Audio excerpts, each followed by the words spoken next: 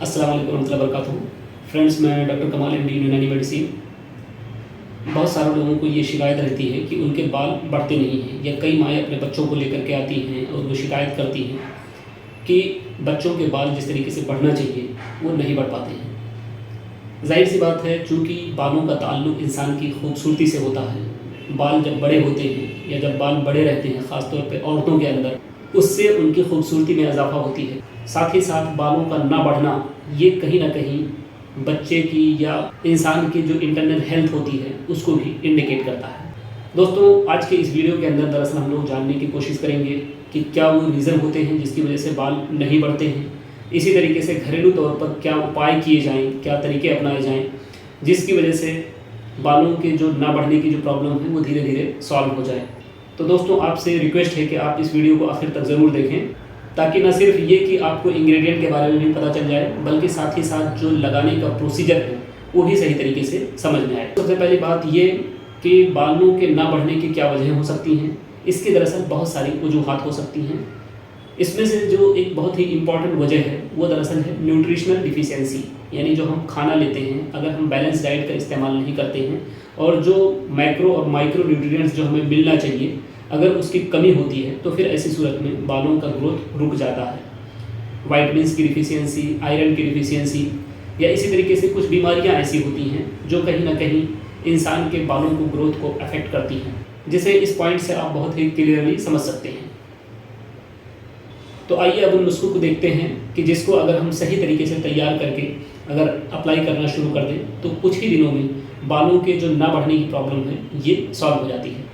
इसके लिए जो पहला नुस्खा है वो ये है, आप इसे नोट कर लें। इसके अंदर 2 इंग्रेडिएंट हैं, नंबर 1 बैर के पत्ते और नंबर 2 नीम के पत्ते। इसका प्रोसीजर ये है कि बैर के पत्ते और नीम के पत्तों को इक्वल क्वांटिटी में ले लिया जाए, क्लीन करके साफ़ करके, और फिर इसे बारीक पीस लिया जाए। पीस करके सरों पर अच्छी तरीके से इसको लगा दिया जाए और तकरीबन 3 से 4 घंटे तक इसको छोड़ दिया जाए। 3-4 घंटे के बाद बालों को धुल लिया जाए। इसके अंदर किसी भी शैम्पू का और किसी भी साबुन वगैरह का इस्तेमाल ना किया जाए। तो इस तरीके से अगर आप करना शुरू कर दें तो तकरीबन हफ्ते में ये अमल 3 से 4 बार करना चाहिए। तो आप देखेंगे कि धीरे धीरे बालों के जो ना बढ़ने की जो प्रॉब्लम है वो धीरे धीरे ख़त्म हो जाती है और कुछ ही दिनों में आपके बाल बढ़ने लग जाते हैं। इसके अलावा एक दूसरा नुस्खा है, आप उसे भी अपना सकते हैं, जिसके लिए आपको शरीफे के बीज लेना है। शरीफा जो बहुत ही कॉमन फल है, आप इसका बीज ले लें। इसी तरीके से बैर की पत्ती ले लें, दोनों को इक्वल क्वांटिटी में ले लें और इक्वल क्वांटिटी में लेने के बाद पहले तरीके की तरह इसको भी बारीक पीस लें और पीसने के बाद इसको बालों पर खूब अच्छी तरीके से लगा लें और तकरीबन 4 घंटे के बाद इसको धुल लें। तो इस तरीके से ये अमल जो है तकरीबन हफ्ते में आपको 3 से 4 बार करना चाहिए। कुछ दिनों के बाद या कुछ हफ्तों के बाद आप देखेंगे कि बालों की जो ना बढ़ने की प्रॉब्लम है वो धीरे धीरे हल हो जाती है और आपके बाल बढ़ना शुरू कर देते हैं।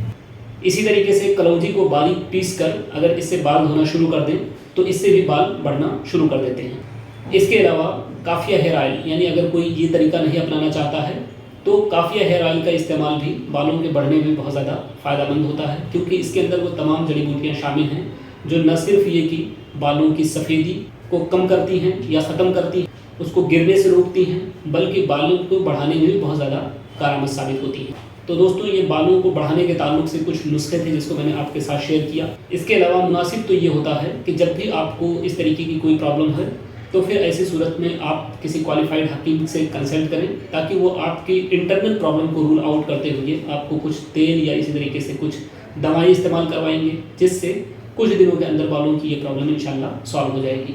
दोस्तों, ये कोई ऐसी प्रॉब्लम नहीं है कि जिसको सॉल्व नहीं किया जा सकता, इसलिए बहुत ज़्यादा परेशान होने की इसमें ज़रूरत नहीं है। तो दोस्तों, जो चीज़ें आपके साथ शेयर की गई हैं आप इसे अपनाएं, इसको इस्तेमाल करें। किसी तरीके से समझने में अगर आपको प्रॉब्लम हो रही है तो आप हमारे कमेंट बॉक्स में जाकर के कमेंट करें। इसको यूज़ करने के बाद जो रिज़ल्ट मिल रहा है उसको भी आप शेयर करें। उम्मीद कि आपके लिए फ़ायदेमंद साबित होगा। शुक्रिया, जज़ाकल्लाहु खैर। अस्सलाम वालेकुम रहमतुल्लाहि व बरकातुहू।